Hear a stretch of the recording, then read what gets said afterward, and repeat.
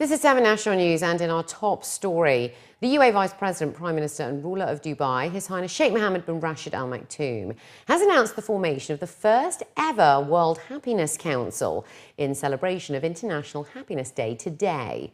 On the occasion, he stressed that the world today is in desperate need to adopt a new approach to achieve human happiness, based on cooperation and the integration of efforts through identifying common ground.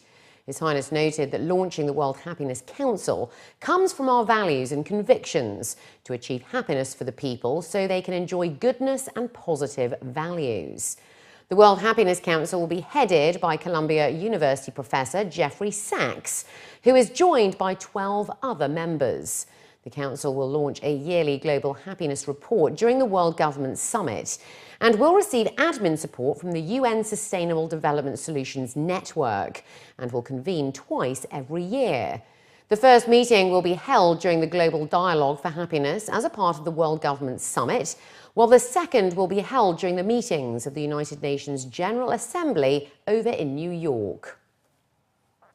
The UAE Vice President, Prime Minister and ruler of Dubai, His Highness Sheikh Mohammed bin Rashid Al Maktoum, honoured Maggie McDonnell as the winner of the $1 million Global Teacher Prize for 2017. The prize is organised annually by the Varkey Foundation in Dubai and also saw special guest and celebrity adventurist Bear Grylls take to the stage.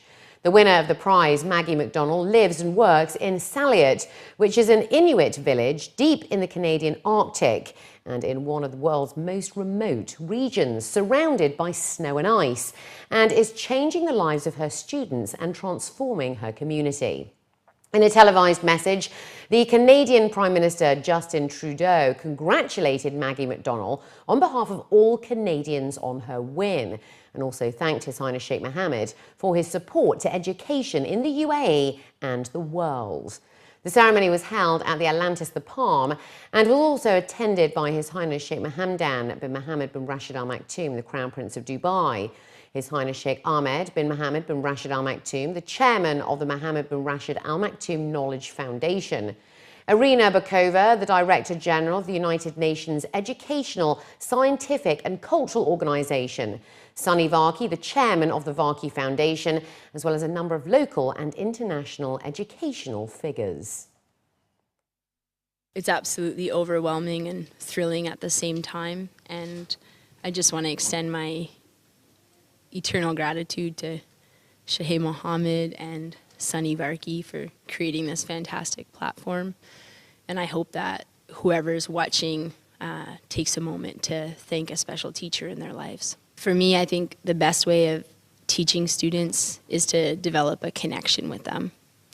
And through that connection, try to understand their reality so that you can use your teaching tools to be sharp and focused on the issues and the challenges they face, as well as the opportunities that are around them. I think teachers are the most important tool for students in the classroom. And I think one thing we need to think about, because I think in many parts of the world there's really large class sizes, that we need to be able to bring a lot more teachers into those classrooms so that they can effectively reach those students. The UAE has provided 5 rescue vehicles to the Civil Defence Department over in Aden as a part of efforts to provide development, security, stability and peace over in Yemen. Major General Shalal Ali Sheh, the director of Aden Security, praised the role that the UAE has played to help Yemen overcome its current crisis and maintain stability. The UAE also provided a number of firefighting trucks, special equipment and firefighter suits, as well as providing rehabilitation of vital facilities, as well as improving essential services in Yemen's southern port city. Nearly 40,000 motorists were fined in Abu Dhabi last year for using mobile phones when driving. That's according to the latest figures. The Traffic and Patrols Directorate at the Abu Dhabi Police said that a total of 39,334 offences were recorded and that 10% of accidents on the roads came from using mobile phones behind the wheel. It was revealed that violators were caught by police cameras and traffic patrols on various roads of the capital. Major Suhail Faraj al-Kubaisi, the head of traffic violations, was quoted saying that the use of mobile phones while driving has become an addiction for many motorists, especially the youth.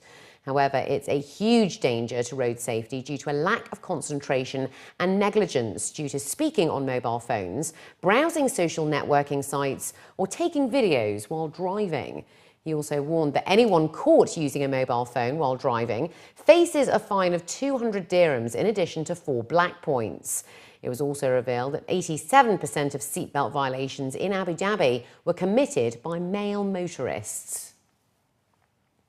The Road and Transport Authority has endorsed a number of specifications for courier boxes carried by delivery motorbikes.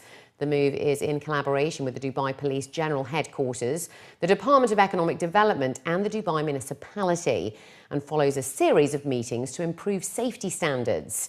The new rules will come into effect from June the 6th this year, and licensed motorbikes that are currently in operation will be given a grace period in order to adapt to the new conditions up to the 6th of March 2018. According to Ahmed Bayruzian, the CEO of the RTA's licensing agency, the dimensions of the rear box for the motorbike must be 50 by 50 by 50 centimetres maximum and must be firmly fixed, edges must be rounded, and the box must not protrude beyond the back end of the bike. The delivery box must also be fitted with interior lights on all sides. Other conditions state that no co-rider or passenger is allowed to ride with the driver. A reflector strip must be fixed onto the delivery box, and ID information must be written on both sides and has to be readable from 20 metres away. The UAE will once again join the world in rolling out Earth Hour on the 25th of March, and it's being led locally by the Emirates Wildlife Society Worldwide Fund for Nature. Individuals and organisations in the UAE have been invited to join millions of people around the world to support Earth Hour UAE by switching off unnecessary lights at 8:30 p.m. The EWS WWF will be leading its Green Goals campaign and is asking social media users to create awareness by using the hashtag EarthHourUAE online. The Dubai Electricity and Water Authority will host a festival at Bay Avenue Park in Business Bay from 4 p.m. onwards, where the Burj Khalifa will switch off its lights and also participate in Earth Hour Walk. The Environment and Protected Areas Authority will also host a public event starting from 5:30 p.m. on the Al Majaz waterfront, while other events include a presentation focusing on environmental awareness, a bicycle ride, a wall painting of the Earth Hour logo, along with competitions and workshops. Other organisations marking Earth Hour include the Sheikh Zayed Grand Mosque over in Abu Dhabi, HSBC, the Environment Friends Society, the Jam Jar Dubai and Sustainable City, among others. And finally, looking to other news, the Du football champions crowned the 2016-2017 season winners of the UAE Schools and Streets Cup in front of a crowd of 10,000 supporters and spectators at Dubai Mall. The duFC is the nation's only international scouting platform in the Middle East.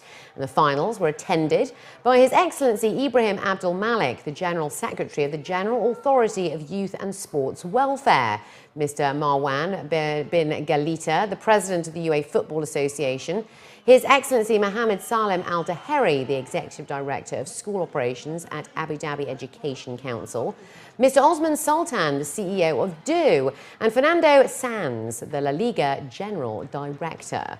The nation's final 8 teams gave it their all, culminating duFC's UAE Schools and Streets Cup 6-month journey that has brought together over 7,000 players from the UAE, with over 3,864 goals and 1,060 games played across Abu Dhabi, Al Ain, Dubai and Sharjah.